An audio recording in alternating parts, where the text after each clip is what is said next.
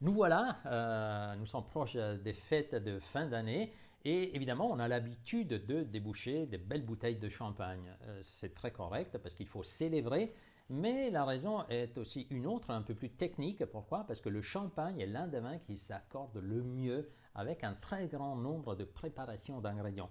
Et pourquoi ça? Parce que dans le champagne, nous avons réuni 5 éléments qui sont très importants et qui sont la clé de lecture de l'accord mets et vins. Qu'est-ce que nous avons? Nous avons de l'acidité, nous le savons très bien.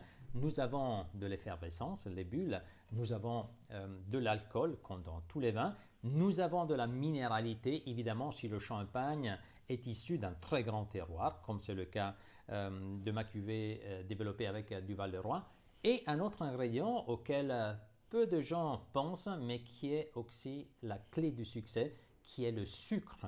Évidemment, le sucre doit être bien dosé. Par exemple, dans ma cuvée numéro 3, nous avons 5,5 grammes.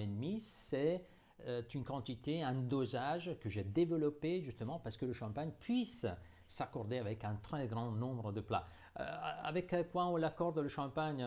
Plus ou moins avec tout, sauf des viandes rouges et des desserts, ça va très bien. Donc, pensez au foie gras, ça va très bien. Pourquoi on met avec le foie gras quelque chose de sucré? C'est pour balancer un peu le côté amer du foie. Mais si nous avons un peu de sucre dans le champagne, plus besoin d'utiliser ces choses sucrées. Le sucre, nous l'avons dans le champagne. Et on doit dégraisser, qu'est-ce que nous avons? De l'acidité et de l'effervescence, des bulles. Voilà la réponse.